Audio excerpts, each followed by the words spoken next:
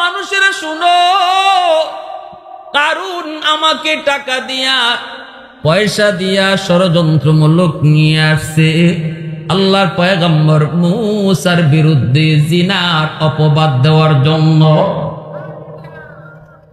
কিন্তু আমি বলতেছি না না, ইনি আল্লাহর পয়গম্বর, ইনি এমন অপরাধ করেন নাই। সত্য কথাটা বইলা দিছে। সাথে সাথে তো মূসা আলাইহিস সালাম সাজদা করে আল্লাহর কাছে কান্না করে আর কই, মালিক এত বড় ষড়যন্ত্র আমার বিরুদ্ধে হয়েছিল, যদি আজকে মহিলা তার কথা মতোই বলে দিত তাহলে আমি মূসা আর মুখ দেখাইতে পারতাম না। ঠিক কিনা জোরে বলে? আমার কোনো অস্তিত্বই থাকতো না, ইজ্জত সম্মান কিছুই থাকতো না। এত বড় ষড়যন্ত্র কারণ আমার বিরুদ্ধে করেছে গো মালিক। ও মালিক, এইবার তুমি কও কি করব? এই কারণকে তুমি শাস্তি দিবা নাকি আমি মূসা শাস্তি দিব? আল্লাহ পাক বলতেছেন, মূসা তুমি শাস্তি দাও, তবে আমি সাহায্য করব। আল্লাহু আকবার।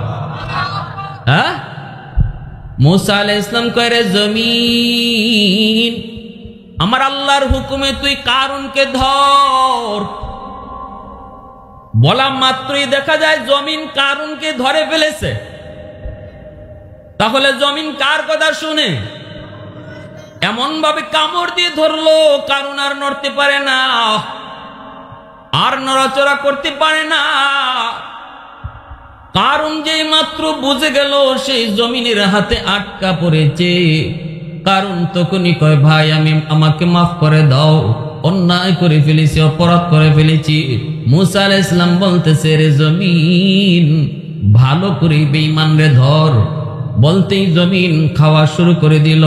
কারণের পা জমিনের নিচে দাবতে শুরু করলো, হাঁটু পর্যন্ত জমিনে দেবে গেল। কারণ বলতেছে, ভাই মূসা, মাপ চাই, মাপ চাই, আর জীবনে এমন অন্যায় করব না, আমাকে মাফ করো। মূসা নবী কয়, রে জমিন, ওরে ভালো করে ধর। আবার খাইতে শুরু করলো, বুক পর্যন্ত কারণে দেবে গেল। এইবারও কারণে কয়, মূসা, শেষবারের মতো অন্তত আমাকে মাফ করো, তোমার বোন তো আমার ঘরে, এতটুকু অন্তত মায়া করো। মূসা আলাইহিস সালাম কয়, রে জমিন, নাফরমানকে ধর। আল্লাহু আকবার জোরে কও। এ জমিন ধর, ধর, আরে ধর। বুক পর্যন্ত দেবে, যখন গলা পর্যন্ত দেবে যায়, তখন কারণ কইতেছে, বুঝছি, আমাকে তুমি জমিনের ভিতরে দাবাইয়া আমার সকল সম্পদের মালিক তুমি হতে চাও। এই কথা বলতে মূসা নবী আল্লাহ বেঈমানে কয় কি, আমি নাকি ওর সকল সম্পদের মালিক হতে চাই? ও মালিক, করে দাবায় না, ওর চোখের সামনে সকল সম্পদ আগে মাটির নিচে দাবাও। চোখের সামনে এতগুলি সম্পদ কারণের সাথেই মাটির নিচে দেখতে লাগলো, মাটির নিচে চলে যেতে লাগলো।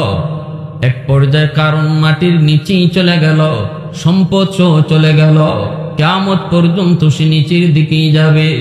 এইবার আল্লাহ পাক বলতেছে, মূসা, এতবার কারণ তোমার কাছে মাপ চাইল, একবারও তুমি তারে মাফ করলা না।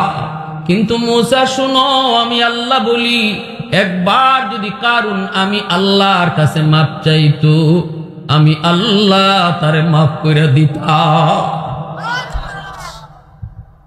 মূসা আলাইহিস সালাম কান্না করে চোখের পানি জড়ায় জড়ায় কয়, মালিক, এজন্যই তো তুমি আল্লাহ, তুমি খোদা আর আমি গোলাম।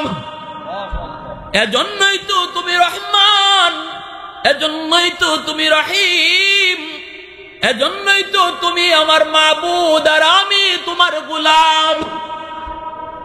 আল্লাহ পাকের এত দয়া, এত মায়া। ওই জমিন প্রতিদিন আল্লাহর কাছে আবদার করে, মালিক, নাফরমানের পায়ের বোঝা আর আমি কত নিব, কত আর আমি বোঝা নিব গো। ওই যে দেখো না বেনামাজি, নামাজটা না পইরা আমি জমিনের উপর দিয়ে কেমনে হাঁটে, কেমনে চলাচল করে। ওই যে দেখো সুদখোর, ওই যে দেখো ঘুষখোর, কত কাল আমি জমিনের উপর দিয়ে হাঁটতেছে, আসবিরু ইলা মাতা আসবিরু, আর কতকাল ধৈর্য ধরব। আবদালিউ ইবনা আদম ফি কারি, অনুমতি দাও নাফরমানকে আমি গিলে ফেলি, বেনামাজিকে আমি গিলে ফেলি, সুদখোরকে আমি গিলে ফেলি। আল্লাহ বলেন শুধু জমিন নয়, প্রতিনিয়ত সাগর মহাসাগর এইভাবে আবদার করে। কক্সবাজার সমুদ্র সৈকতের পারে গিয়া কত যুবক কত নাফরমানিতে লিপ্ত হয়। সাগর মহাসাগরের পানিগুলা আল্লাহর কাছে আবদার করে আর কয়, মালিক আর কত নাফরমানি দেখব। ও মালিক, আমি সাগরের পারে আইসা কত নাফরমানি করে, কত গুনাহ করে, আমি পানি আর কত দেখব। ও মালিক, আমি যে কত উশৃঙ্খল এটা কিন্তু বেঈমান জানে, নাফরমান জানে। আমি শান্ত কিন্তু মুহূর্তের ভিতরে অশান্ত। ঠিক কিনা জোরে বলেন। মালিক তোমার হুকুমের অপেক্ষা, একটু অনুমতি দিবানি, একটু অনুমতি দাও, আমি পানি ওই নাপাক জমিনটারে পাক বানায় দিব। সবগুলি নাফরমানকে পানি বলতেছে আমি আমার কাছে ডুবায় দিব আর জমিনটারে পাক বানায় দিব। এইভাবে আল্লাহ পাক বলেন জমিন প্রতিনিয়ত আবদার করে, সাগর মহাসাগর গুলো আবদার করে। এরপরে আল্লাহ পাক তাদেরকে জবাব দেয়। হাদিসে কুদসিতে আল্লাহ জবাব দেয়া করে, জমিন এ জমিন ভালো করে শুন, আমি আল্লাহ দেখতেছি এই জমিনে কত গুনাহ হয়, কত অন্যায় হয়, কত অত্যাচার হয়, কত জুলুম হয়, কত নাফরমানি হয়, আমি আল্লাহ দেখতেছি। এরপরও আমি কেন ধরি না জানোনি? কারণ হলো আমি মানুষকে বড় আদর করে বানাইছি। আসমান আল্লাহ বানাইছেন কুন ফায়াকুন বইলা, জমিন আল্লাহ বানাইছেন কুন ফায়াকুন বইলা, ফেরেশতা আল্লাহ বানাইছেন কুন ফায়াকুন বইলা। কিন্তু আমারে আপনারে আল্লাহ পাক কুন ফায়াকুন বলে বানায় নাই। আমাকে আপনাকে যখন আল্লাহ বানাইছেন, আল্লাহ বলে খালাকতু বিয়াদাইয়া, আমি আমার কুদরতি হাত দিয়া বান্দা বান্দিরে বানাইছি। কারণ এই চেহারার মধ্যে এত দামি কপাল, এই কপাল দিয়া বান্দা আমার কদমে সেজদা দিবে, এই কপাল দিয়া বান্দি আমার কদমে সেজদা দিবে। এই কপালটারে তো দাম, এই কপাল ফেরেশতাদের হাতে বানাইলে হয় না, এই কপাল কুন ফায়াকুন বলল হয় না, এই কপাল না না কারো হাত দিয়ে বানাইলে হয় না, আমি আল্লাহ নিজের হাতে বানাইছি। আল্লাহ পাক বলে, রে জমিন যতদিন পর্যন্ত চার দল জমিনে থাকবে আমি আল্লাহ জমিন টিকায় রাখবো। লাউলা মাশাইখু রুক্কা ওয়াশ-শাবাবু খুশশা ওয়াল আতফালু রুদ্দা ওয়াল আনআমু রুত্তা লাজআলতুস সামাআ হাদিদা ওয়াল আরদা খাফসাফা ওয়াত তুরাবা রামাদা ওয়ামা আনজালতু মিনাস সামাই কাতরা ওয়ামা আম্বাততু মিনাল আরদি নাবাতা বাল আনজালতু আলাইকুমুল আযাবা সাব্বা। আল্লাহ বলেন জানুনি এই চার দল কারা? যাদের উসিলায় আমি আল্লাহ জমিন টিকায় রাখতেছি, যাদের উসিলায় আমি জমিন টিকায় রাখবো। এক নাম্বার হলো এই জমিনের ভিতরে আমার এমনও কিছু বান্দা বান্দি আছে, বয়স্ক, অনেক বয়স হয়ে গেছে, চুলদারি তার সাদা হয়ে গেছে, কোমরে তার ব্যথা, হাঁটুতে তার ব্যথা, মাথায় তার ব্যথা, রুকুতে গেলে পরে কষ্ট হয়, সেজদায় গেলে পরে তার কষ্ট হয়। এরপর আমার বান্দা কষ্ট করে করে যখন আমাকে রুকু দেয়, কষ্ট করে করে যখন আমাকে সেজদা দেয়, তার সেজদার দিকে তাকাইলে এই জমিনের প্রতি মায়া লেগে যায়। আল্লাহ বলেন জানুনি দ্বিতীয় দল ওয়াশ-শাবাবু খুশশা, এই জমিনের ভিতরে এমন কিছু যুবক যৌবনের পাগলামি করে না, যৌবনের পাগলা গুড়া যেদিকে মন চায় ওই দিকে ছুটায় না, যৌবন কালে সার পাগলা গুড়ার লাগাম টান দিয়ে ধরে। আল্লাহ কই জানুনি এ জমিন এখনো দুনিয়াতে এমন কিছু যুবক যৌবনে তার মসজিদে পাওয়া যায়, যৌবনে তার মাথায় টুপি পাওয়া যায়, normal delivery case, normal delivery case doctor ভালো করে জানে। এরপরও 20-30 হাজার টাকার লোভে পইরা ডাক্তার মিথ্যা সার্টিফিকেট দেয়, কয় সিজার করাই লাগবে, না করলে বাচ্চা পেটে মারা যাবে। লোভ মাত্র 20,000, লোভ হলো মাত্র 25,000, লোভ হলো মাত্র 30,000। ওই 20-30 হাজার টাকার লোভে পড়ে যেই ডাক্তার এই রিপোর্টটা দিয়া চিরদিনের জন্য আমার একজন বোনকে অসুস্থ বানায় দিল, সিজার কইরা জীবনের জন্য তারে অসুস্থ বানায় দিল। ওই ডাক্তারকে আপনারা ডাক্তার বলবেন নাকি ডাকাত বলবেন? একটু জোরে আওয়াজ দিয়া কোন ডাক্তার না ডাকাত? ইঞ্জিনিয়ার হইল, ইঞ্জিনিয়ার হইরা রডের বদলা বাঁশ ঢুকায় দিছে ব্রিজ বানাইতে, কালভার্ট বানাইতে গিয়া বাঁশ ঢুকায় দিল, মানুষ পড়ে মরল। ইঞ্জিনিয়ারকে জিজ্ঞেস করা হলো, কেন এমন করেছ? এতগুলি মানুষ মরল। কয় মানুষ মরছে তো আমার কি হইছে? আমার দরকার ছিল টাকা, আমার দরকার ছিল পয়সা, আমি পাইয়া গেছি। যার কাছে টাকার দাম মানুষের জীবনের দাম নাই, কারণ সে শিক্ষা ব্যবস্থা এরকম নেয় নাই। সে মনে করেছে জীবনই জীবন, এখানে যা পারো করো, যা পারো খাও, ঠিক কিনা?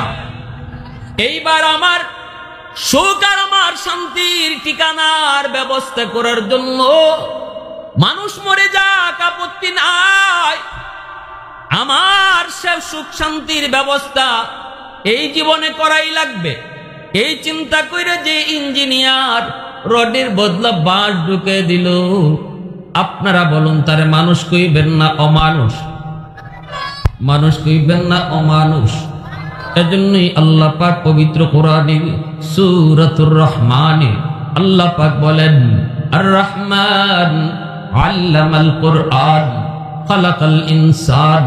আল্লাহ পাক রব্বুল আলামিন মানুষ সৃষ্টির কথা পরে নিলেন, কোরআন শিক্ষার কথা আগে আনলেন। অথচ আমরা বাস্তবে দেখি মানুষ আগে সৃষ্টি হয়, তারপরে বিদ্যা অর্জন করে, আগে দুনিয়ায় আসে, এরপরে শিক্ষা কোনটা নিবে এটা বাছাই করে। কিন্তু আল্লাহ পাক এখানে এই নিয়মের ভিন্ন করে আল্লাহ পাক কোরআন শিক্ষার কথা আগে আনলেন, মানুষ সৃষ্টির কথা আল্লাহ পরে নিলেন। কেন? আল্লাহ এই কথা বুঝাইতে চাইলেন, মানুষ তো ওই মানুষ যার মধ্যে কোরআনের জ্ঞান আছে, হালাল হারামের জ্ঞান আছে, জায়েজ নাজায়েজের জ্ঞান আছে, যার কাছে পরকালের জীবনের জ্ঞান আছে, সেই হলো আমি আল্লাহর কাছে মানুষ। তোমাদের কাছে মানুষ, হাতে পায়ে মানুষের সুরত হলেই তোমাদের কাছে মানুষ, কিন্তু আমি আল্লাহর কাছে হাত পা মানুষের মতো হলেই মানুষ হয় না। তার কাছে হালাল হারাম জায়েজ নাজায়েজের জ্ঞান থাকতে হয়, ঠিক কি না? যেই মানুষটা কার সাথে রাতে ঘুমাইবে জানে না, কি খাইবে তাও বুঝে না, হ্যাঁ, কি খাইবে তাও বুঝে না, হালাল নাকি হারাম তাও মানে না, কার সাথে ঘুমাইলে সেটা জায়েজ, কার সাথে না জায়েজ তাও মানে না, কি দেখবো কি দেখবো না তাও বুঝে না, বোঝার চেষ্টাও করে না। ওই মানুষটাকে মানুষ বলা যায় না রে যুবক। ওই মানুষটার জীবন আর হাইওয়ানের জীবন হলো সমান। একটা হাইওয়ান সেও কি দেখবে না দেখবে এটা বোঝে না। হাইওয়ানের জন্য হালাল নাই হারাম নাই, গরু ছাগলের জন্য হালাল হারাম নাই, গরু ছাগলের জন্য জায়েজ না জায়েজ নাই। অতএব কোন মানুষের জীবনও যদি জায়েজ না জায়েজ না থাকে, হালাল হারাম না থাকে, ওই মানুষটা আর মানুষ থাকে না, ওই মানুষটা তখন হাইওয়ানের মতো হয়ে যায়। ঠিক কিনা? আওয়াজ দিয়া বলেন। হ্যাঁ, এজন্যই কোরআনের শিক্ষা মানুষকে মানুষ বানায়। কোরআনের শিক্ষা আমার আপনার সন্তানকে মানুষের সন্তান বানায়। বাবা মা সন্তান জন্ম দিছে, মানুষ বানাইতে পারে না, কোরআনের শিক্ষা, ঠিক কিনা? আমরা তো দেখলাম এদেশের বড় বড় ইঞ্জিনিয়াররা, এদেশের বড় বড় মন্ত্রী মিনিস্টাররা, এদেশের বড় বড় শিক্ষিতরা কলমের খোঁচায় কত কোটি কোটি টাকা দুর্নীতি করেছে, এটা দেশের মানুষ জানে না? আওয়াজ দিয়া বলেন, জানে না? আমার ভাইয়েরা বন্ধুরা যুবক, এইবার একটু দিলটা নরম করে কথাগুলি বুঝো, বেশি লম্বা কথার দিকে যাব না, একটু মনোযোগ।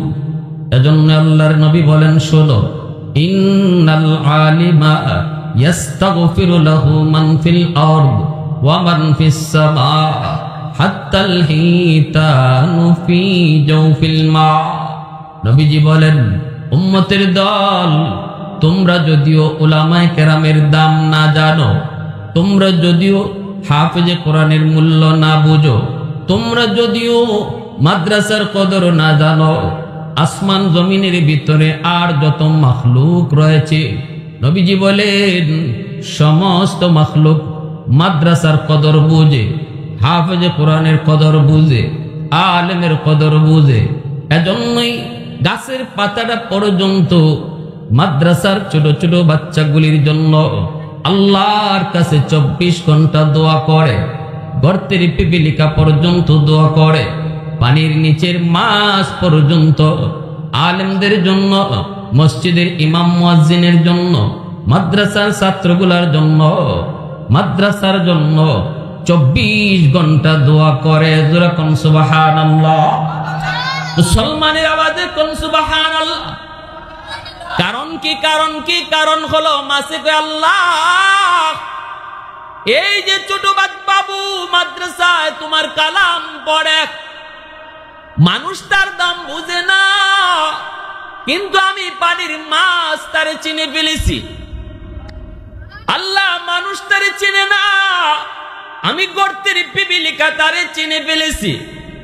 আল্লাহ ভালো করে জানি এই মাদ্রাসা আছে বিদায়, কোরআনের শিক্ষা এখনো জমিনে আছে বিদায়, আমি মাছ এখনো পানির নিচে বেঁচে আছি, আমি গর্তের পিপিলিকা এখনো গর্তের নিচে বেঁচে আছি, আমি জঙ্গলের বাঘ ভাল্লুক এখনো বেঁচে আছি। যদি এই মাদ্রাসার ছাত্র না থাকতো, যদি জমিনের ভিতরে তোমার কোরআনের শিক্ষা চালু না থাকতো, তাহলে তো জমিন তুমি বহু আগেই ধ্বংস করে দিতা। আমি মাছ দুনিয়াতে বেঁচে থাকার সুযোগ পেতাম না, গর্তের পিপিলিকা আমিও বেঁচে থাকার সুযোগ পেতাম না। এজন্য মাছে আল্লাহ, দুনিয়াতে আমি মাছ যদি বেঁচে থাকতে হয়, তাহলে হাফেজের সংখ্যা তুমি বাড়ায় দাও, কোরআনের শিক্ষা তুমি বাড়াও, সমাজে সমাজে তুমি মাদ্রাসা কবুল করে নাও। নবীজি বলেন এমন দোয়া গাছের পাতাটাও 24 ঘন্টা আল্লাহর কাছে করে, গর্তের পিপিলিকায় করে, বালির কণাটা পর্যন্ত করে। এজন্যই বাবা যখন হাত ধরে ধরে মাদ্রাসার দিকে রওনা দেয়, মাদ্রাসার দিকে রওনা দেয়, মাত্র মাদ্রাসায় রওনা দিয়েছে, এখনো ভর্তি হয় নাই।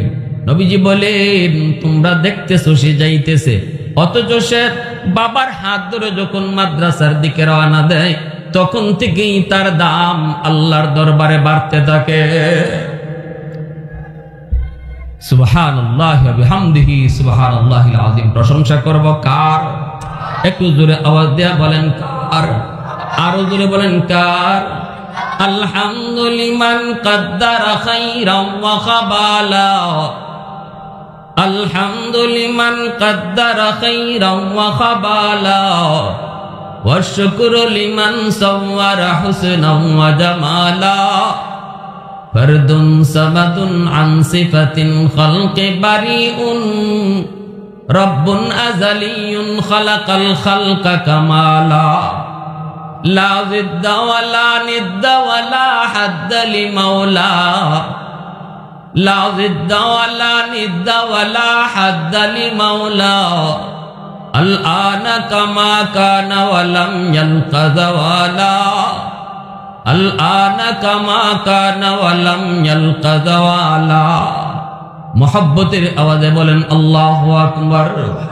এজন্যই আল্লাহ পাক রব্বুল আলামিন বলে, জানুনি প্রতিদিন জমিন আমি আল্লাহর কাছে আবদার করে, আলা কুল্লা ইয়াউমিন ওয়াল আরদা ইস্তাজিলু রাব্বাহু আবতালিউ ইবনা আদম ফি কারি, ওয়াল বাহরা ইস্তাজিলু রাব্বাহু ওয়াল মালাইকাতু ইস্তাজিলু রাব্বাহু। আল্লাহ পাক বলেন হাদিসে কুদসি, আল্লাহ বলেন জানুনি প্রতিদিন জমিন আমি আল্লাহর কাছে আবদার করে, মালিক আর কত নাফরমানের পায়ের বোঝা আমি নিব। ও মালিক, বেনামাজির পায়ের বোঝা আমি আর কত নিব? আল্লাহু আকবার জোরে কর। জমিনে কয় মালিক, ওই সুৎকুরের পায়ের আওয়াজ আমি আর কতকাল শুনবো? জমিন কয় মালিক, ঘুষখোরের পায়ের বোঝা আর কত নিব? আসবিরু ইলা মাতা আসবিরু, ধৈর্য ধরতেছি তো আর কত কাল? সুবহানাল্লাহ জোরে বলেন। জমিন কার কথায় চলে? আওয়াজ আসতে কেন? জোরে কর না। কার কথায় জমিন চলে? এজন্যই মুসা আলাইহিস সালামকে যখন কারুন বিপদে ফেলায়া দিছিল, কারণে কই মুসা ওয়াজ পরে করো, আগে এই মহিলা কি কই শোনো। মহিলারে কারুন টাকা দিয়া পয়সা দিয়া সাজায় আনছে, ষড়যন্ত্র করে নিয়ে আসছে। মহিলারে কইছে তুই যা কইবি মুসা আমার সাথে জিনা করছে। নাউজুবিল্লাহ জোরে কর। মুসা আলাইহিস সালাম উম্মতের সামনে তিনি ওয়াজ করেন, নসিহত করেন। এত বড় আল্লাহর পয়গম্বর, এত বড় আল্লাহর পয়গম্বর, ওই অবস্থায় কারণে কয় মুসা ওয়াজ আপনি পরে করেন, মহিলা কি কয় আপনি শুনেন। এই কথা বলতেই তো মুসা নবী অবাক, কি কথা? কারণে কয় আগে আমি একটু ভূমিকা দিয়ে দেই। কারণ কয় ওগো ভাই, সম্পর্কে চাচাতো ভাই। কারণ হলো মুসা নবীর সম্পর্কে আপন চাচাতো ভাই, শুধু চাচাতো ভাই না, এমনকি বগ্নির জামাই। মুসা আলাইহিস সালাম তার বোনকে কারণের কাছে বিয়া দিয়েছেন। এই কারণ কিন্তু প্রথমে খারাপ ছিল না, কারণ তাওরাত কিতাবের একজন হাফেজ ছিল, কারণ অনেক ভালো মানুষ ছিল, স্বর্ণকার ছিল, স্বর্ণের কাজ জানতো, ইতিহাস অনেক লম্বা, ওই দিকে আমি যাচ্ছি না। সে যখন পথভ্রষ্ট হয়ে গেল, মুসা আলাইহিস সালামকে বিপদে ফেলানোর জন্য কারণ কই ভাই একটু কথা বলি। কি কথা? কই জিনা করলে শাস্তি কি? মুসা নবী কয় তারে হত্যা করে ফেলা। কয় এই ফতোয়া শুধু আমাদের জন্য নাকি আপনার জন্য? মুসা নবী কয় হারামি তুই কস কি? বলে হ, ফতোয়া কি খালি উম্মতের লাগি নাকি নবীর জন্য? মুসা নবী কয় আমি অপরাধ করলে আমার জন্য। সাথে সাথে কারণ কয় তাহলে এই মহিলা কি বলে একটু শোনেন। মহিলা দাঁড়ায় গেছে হাজারো উম্মতের সামনে, মুসা নবীর বিরুদ্ধে মহিলা বলবে। সত্য বলবে নাকি মিথ্যা বলবে? সত্য বলবে না মিথ্যা? কারণে শিখায় আনছে। এইবার মহিলা মাত্র দাঁড়াইছে, দাঁড়ায় বলবে কারণ যা শিখাইছিল এটা বলবে, কিন্তু বলতে যায় আর বলতে পারে না। যা শিখিয়ে দিছে এই কথা মুখ দিয়ে বের হয় না। বলুন তো জবান দেওয়ার মালিক কে? একটু জোরে কন্যা। আল্লাহ চাইলে মুহূর্তের ভিতরে আল্লাহ জবান কেড়ে নিতে পারে। আল্লাহ চাইলে মুহূর্তের ভিতরে গাছের জবান আল্লাহ খুলে দিতে পারে। মহিলার জবান আল্লাহ ঘুরায় দিছেন। মহিলা দ্বারা কই ও মানুষেরা শুনো, কারণ আমাকে টাকা দিয়া পয়সা দিয়া ষড়যন্ত্রমূলক নিয়ে আসছে আল্লাহর পয়গম্বর মুসার বিরুদ্ধে জিনার অপবাদ দেওয়ার জন্য। কিন্তু আমি বলতেছি না না, ইনি আল্লাহর পয়গম্বর, ইনি এমন অপরাধ করেন নাই। সত্য কথাটা বইলা দিছি। সাথে সাথে তো মুসা আলাইহিস সালাম সাজদা করে আল্লাহর কাছে কান্না করে আর কই মালিক, এত বড় ষড়যন্ত্র আমার বিরুদ্ধে হয়েছিল, যদি আজকে মহিলা তার কথা মতোই বলে দিত তাহলে আমি মুসা আর মুখ দেখাইতে পারতাম না। ঠিক কিনা জোরে বলে? আমার কোনো অস্তিত্বই থাকতো না, ইজ্জত সম্মান কিছুই থাকতো না। এত বড় ষড়যন্ত্র কারণ আমার বিরুদ্ধে করছে গো মালিক। ও মালিক, এইবার তুমি কও কি করব? এই কারণকে তুমি শাস্তি দিবা নাকি আমি মুসা শাস্তি দিব? আল্লাহ পাক বলতেছেন মুসা তুমি শাস্তি দাও, তবে আমি সাহায্য করব। আল্লাহু আকবার। হ্যাঁ, মুসা আলাইহিস সালাম কয় রে জমিন, আমার আল্লাহর হুকুমে তুই কারণকে ধর। বলা মাত্রই দেখা যায় জমিন কারণকে ধরে ফেলেছে। তাহলে জমিন কার কথা শুনে? এমন ভাবে কামড় দিয়ে ধরলো কারণ আর নড়তে পারে না। আর নড়াচড়া করতে পারে না। কারণ যেই মাত্র বুঝে গেল সেই জমিনের হাতে আটকা পড়েছে, কারণ তখনই কয় ভাই আমাকে মাফ করে দাও, অন্যায় করে ফেলেছি, অপরাধ করে ফেলেছি। মুসা আলাইহিস সালাম বলতেছে, রে জমিন ভালো করে বেঈমান রে ধর। বলতেই জমিন খাওয়া শুরু করে দিল। কারণের পা জমিনের নিচে দাবতে শুরু করলো, হাঁটু পর্যন্ত জমিনে দেবে গেল। কারণ বলতেছে, ভাই মুসা মাপ চাই, মাপ চাই, আর জীবনে এমন অন্যায় করব না, আমাকে মাফ করো। মুসা নবী কয়, রে জমিন ওরে ভালো করে ধর। আবার খাইতে শুরু করলো, বুক পর্যন্ত কারণে দেবে গেল। এইবারও কারণে কয়, মুসা শেষবারের মতো অন্তত আমাকে মাফ করো, তোমার বোন তো আমার ঘরে, এতটুকু অন্তত মায়া করো। মুসা আলাইহিস সালাম কয়, রে জমিন নাফরমানকে ধর। আল্লাহু আকবার জোরে কও, এ জমিন ধর, ধর, আরে ধর। বুক পর্যন্ত দেবে, যখন গলা পর্যন্ত দেবে যায়, তখন কারণ কইতেছে, বুঝছি আমাকে তুমি জমিনের ভিতরে দাবাইয়া আমার সকল সম্পদের মালিক তুমি হতে চাও। এই কথা বলতে মুসা নবীকে আল্লাহ বেঈমানে কয় কি, আমি নাকি ওর সকল সম্পদের মালিক হতে চাই? ও মালিক করে দাবায় না, ওর চোখের সামনে সকল সম্পদ আগে মাটির নিচে দাবাও। চোখের সামনে এতগুলি সম্পদ কারণের সাথেই মাটির নিচে দেখতে লাগলো, মাটির নিচে চলে যেতে লাগলো। এক পর্যায়ে কারণ মাটির নিচেই চলে গেল, সম্পদ সহ চলে গেল, কিয়ামত পর্যন্ত সে নিচের দিকেই যাবে। এইবার আল্লাহ পাক বলতেছে, মুসা এতবার কারণ তোমার কাছে মাপ চাইল, একবারও তুমি তারে মাফ করলা না। কিন্তু মুসা শুনো, আমি আল্লাহ বলি, একবার যদি কারণ আমি আল্লাহর কাছে মাপ চাইতো, আমি আল্লাহ তারে মাফ করে দিতাম। মুসা আলাইহিস সালাম কান্না করে চোখের পানি জড়ায় জড়ায় কয়, মালিক এজন্যই তো তুমি আল্লাহ, তুমি খোদা আর আমি গোলাম। এজন্যই তো তুমি রহমান, এজন্যই তো তুমি রহিম, এজন্যই তো তুমি আমার মাবুদ আর আমি তোমার গোলাম। আল্লাহ পাকের এত দয়া, এত মায়া। ওই জমিন প্রতিদিন আল্লাহর কাছে আবদার করে, মালিক নাফরমানের পায়ের বোঝা আর আমি কত নিব, কত আর আমি বোঝা নিব গো। ওই যে দেখো না বেনামাজি, নামাজটা না পইরা আমি জমিনের উপর দিয়ে কেমনে হাঁটে, কেমনে চলাচল করে। ওই যে দেখো সুদকুর, ওই যে দেখো ঘুষখোর, কত কাল আমি জমিনের উপর দিয়ে হাঁটতেছে। আসবিরু ইলা মাতা আসবিরু, আর কতকাল ধৈর্য ধরব। আবদালিউ ইবনা আদম ফি কারি, অনুমতি দাও নাফরমানকে আমি গিলে ফেলি, বেনামাজিকে আমি গিলে ফেলি, সুদকুরকে আমি গিলে ফেলি। আল্লাহ বলেন শুধু জমিন নয়, প্রতিনিয়ত সাগর মহাসাগর এইভাবে আবদার করে। কক্সবাজার সমুদ্র সৈকতের পারে গিয়া কত যুবক কত নাফরমানিতে লিপ্ত হয়। সাগর মহাসাগরের পানিগুলা আল্লাহর কাছে আবদার করে আর কয়, মালিক আর কত নাফরমানি দেখব? ও মালিক আমি সাগরের পারে আইসা কত নাফরমানি করে, কত গুনাহ করে, আমি পানি আর কত দেখব? ও মালিক আমি যে কত উশৃঙ্খল এটা কিন্তু বেঈমান জানে, নাফরমান জানে। আমি শান্ত কিন্তু মুহূর্তের ভিতরে অশান্ত।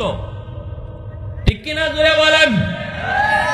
মালিক তোমার হুকুমের অপেক্ষা, একটু অনুমতি দিবানি, একটু অনুমতি দাও, আমি পানি ওই নাপাক জমিনটারে পাক বানায় দিব। সবগুলি নাফরমানকে পানি বলতেছে আমি আমার কাছে ডুবায় দিব আর জমিনটারে পাক বানায় দিব। এইভাবে আল্লাহ পাক বলেন জমিন প্রতিনিয়ত আবদার করে, সাগর মহাসাগর গুলো আবদার করে। এরপরে আল্লাহ পাক তাদেরকে জবাব দেয়, হাদিসে কুদসিতে আল্লাহ জবাব দেয়া করে জমিন, এ জমিন ভালো করে শুন, আমি আল্লাহ দেখতেছি এই জমিনে কত গুনাহ হয়, কত অন্যায় হয়, কত অত্যাচার হয়, কত জুলুম হয়, কত নাফরমানি হয়, আমি আল্লাহ দেখতেছি। এরপরও আমি কেন ধরি না জানোনি? কারণ হলো আমি মানুষকে বড় আদর করে বানাইছি। আসমান আল্লাহ বানাইছেন কুন ফায়াকুন বইলা, জমিন আল্লাহ বানাইছেন কুন ফায়াকুন বইলা, ফেরেশতা আল্লাহ বানাইছেন কুন ফায়াকুন বইলা। কিন্তু আমারে আপনারে আল্লাহ পাক কুন ফায়াকুন বলে বানায় নাই। আমাকে আপনাকে যখন আল্লাহ বানাইছেন, আল্লাহ বলে খালাকতু বিয়াদাইয়া, আমি আমার কুদরতি হাত দিয়া বান্দা বান্দিরে বানাইছি। কারণ এই চেহারার মধ্যে এত দামি কপাল, এই কপাল দিয়া বান্দা আমার কদমে সেজদা দিবে, এই কপাল দিয়া বান্দি আমার কদমে সেজদা দিবে। এই কপালটার এত দাম, এই কপাল ফেরেশতাদের হাতে বানাইলে হয় না, এই কপাল কুন ফায়াকুন বলল হয় না, এই কপাল না না কারো হাত দিয়ে বানাইলে হয় না, আমি আল্লাহ নিজের হাতে বানাইছি। আল্লাহ পাক বলে, রে জমিন, যতদিন পর্যন্ত 4 দল জমিনে থাকবে আমি আল্লাহ জমিন টিকায় রাখবো। লাউলা মাশাইখু রুক্কা ওয়াশ-শাবাবু খুশশা ওয়াল আতফালু রুদ্দা ওয়াল আনআমু রুত্তা লাজআলতুস সামাআ হাদিদা ওয়াল আরদা খাফসাফা ওয়াত তুরাবা রামাদা ওয়ামা আনজালতু মিনাস সামাই কাতরা ওয়ামা আম্বাতু মিনাল আরদি নাবাতা বাল আনজালতু আলাইকুমুল আযাবা সাব্বা। আল্লাহ বলেন, জানুনি এই 4 দল কারা? যাদের উসিলায় আমি আল্লাহ জমিন টিকায় রাখতেছি, যাদের উসিলায় আমি জমিন টিকায় রাখবো। 1 নাম্বার হলো এই জমিনের ভিতরে আমার এমনও কিছু বান্দা বান্দি আছে, বয়স্ক, অনেক বয়স হয়ে গেছে, চুলদারি তার সাদা হয়ে গেছে, কোমরে তার ব্যথা, হাঁটুতে তার ব্যথা, মাথায় তার ব্যথা, রুকুতে গেলে পরে কষ্ট হয়, সেজদায় গেলে পরে তার কষ্ট হয়। এরপর আমার বান্দা কষ্ট করে করে যখন আমাকে রুকু দেয়, কষ্ট করে করে যখন আমাকে সেজদা দেয়, তার সেজদার দিকে তাকাইলে এই জমিনের প্রতি মায়া লেগে যায়। আল্লাহ বলেন, জানুনি দ্বিতীয় দল ওয়াশ-শাবাবু খুশশা, এই জমিনের ভিতরে এমন কিছু যুবক যৌবনের পাগলামি করে না, যৌবনের পাগলা গুড়া যেদিকে মন চায় ওই দিকে ছুটায় না, যৌবন কালে সার পাগলা গুড়ার লাগাম টান দিয়ে ধরে। আল্লাহ কই, জানুনি এ জমিন এখনো দুনিয়াতে এমন কিছু যুবক যৌবনে তার মসজিদে পাওয়া যায়, যৌবনে তার মাথায় টুপি পাওয়া যায়, যৌবনে তার মুখে নবীর সুন্নত দেখা যায়, যৌবনে তার বাপ মার সেবা করতে দেখা যায়, যৌবনে তাকে মুরব্বীদের শ্রদ্ধা করতে পাওয়া যায়, যৌবনে তাকে মাদ্রাসার উলামায়ে কেরামকে মহব্বত করতে দেখা যায়। না না, বন্ধুদের সাথে গান বাজনা করে না, বন্ধুদের সাথে না না অন্যায় কাজে যায় না।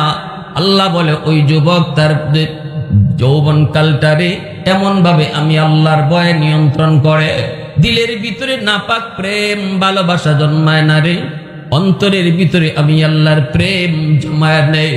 ওই যুবকের দিকে যখন আমি আল্লাহ তাকাই, তখন এই জমিনের প্রতি আমার মায়া লেগে যায়। আমি গেলাম ঢাকা ইউনিভার্সিটিতে, আমার বন্ধু আমাকে দাওয়াত করলো, আমি ইউনিভার্সিটিতে গেলাম, জোহরের নামাজ পড়ে বের হলাম, বন্ধু আমার সাথে কোলাকুলি করলো, তাকে দেখি আরেকজন আমার সাথে মুসাফা করে, আমার সাথে কোলাকুলি করে, তাকায় দেখলাম চেহারাটা একদম নুরানি চেহারা, মাথায় সুন্দর সাদা পাগড়ি পরা। আমি দেখে তো অবাক, এত সুন্দর চেহারা, এত সুন্দর তার নুরানি চেহারা, আবার ড্রেসটাও আমার নবীর সুন্নতি ড্রেস, লম্বা জুব্বা, মাথায় পাগড়ি পরা। আমি তো তাকায় রয়েছি তার চেহারার দিকে। ইউনিভার্সিটির ভিতরে এত সুন্দর যুবক, কচকচে কালা কালা দাড়ি। আমি আমার বন্ধুর দিকে না তাকায় ওর দিকে তাকায় রয়েছি। বন্ধু আমারে কই, দোস্ত চিনচনি? আমি বললাম কেমনে চিনমু? কও না তুমি কে? কই তুমি কও, তুমি কও কেমন তোমার কাছে লাগতেছে, তুমি বলো, তুমি তোমার মন থেকে বলো। সে কোথায় পড়ে কি করে? আমি বললাম মনে হয় কোনো মাদ্রাসার ছাত্র, নয়তো কোনো মাদ্রাসার উস্তাদ। তখন আমার বন্ধু বলতেছে, দোস্ত এখন আরে দোস্ত, জীবনে সে কোনোদিন মাদ্রাসায় যায় নাই, স্কুল কলেজে লেখাপড়া করছে, এরপরও আমার নবীর সুন্নতি ড্রেস, আমার নবীর সুন্নতি পোশাক, সেই ছোটবেলা থেকে সে এমন ভাবে ফ্যামিলি তার এমনটাই ধর্মীয় ফ্যামিলি, ওই ফ্যামিলির কারণে স্কুলে পড়ালেখা কইরো সে নবীর সুন্নত কখনো ছাড়ে নাই, জন্মদারিটা পর্যন্ত কোনোদিন কামায় নাই। এরপরে স্কুলে লেখাপড়া শেষ করে কলেজে গেল, কলেজেও সে এরকম ড্রেস পরেই কলেজে পড়ালেখা করলো। ওখান থেকে সে আবার ঢাকা ইউনিভার্সিটিতে ভর্তি হলো, ফার্স্ট ক্লাস পাস হলো, সবার চেয়ে ভালো নাম্বার পেল, ইংলিশে অনার্স পাইল, ইংলিশ বিভাগে ভর্তি হইয়া ইংলিশেও ফার্স্ট ক্লাস পাস হলো। ইউনিভার্সিটির ভিতরে, ঢাকা ইউনিভার্সিটির ভিতরে সে হলো 1 নম্বর ছাত্র। সমস্ত টিচাররা ওকে চিনে, সমস্ত টিচাররা ওকে চিনে, সমস্ত ছাত্র ছাত্রীরা ওকে চিনে। এই কথা বলতে আমি আবার বুক জড়াইয়া ধরলাম। আমি বলতেছি, বাইরে এই পরিবেশে তুমি নবীর সুন্নত লইয়া এত সুন্দর পোশাক আর এত সুন্দর ভাবে চইলা কেমনে তুমি থাকতেছো, তোমার কি সমস্যা হয় না? এই কথা বলতেই যুবক চোখের পানিটা চাইরা আমাকে জড়ায়, হুজুর একটু দোয়া কইরেন, একটু দোয়া কইরেন। ভার্সিটির মেয়েরা আমাকে দেখলে সাথে সাথে মাথায় কাপড় দিয়া দেয়। আল্লাহু আকবার জোরে কও না। আমার ক্লাসমেট মেয়েরাও আমাকে দেখলে মাথায়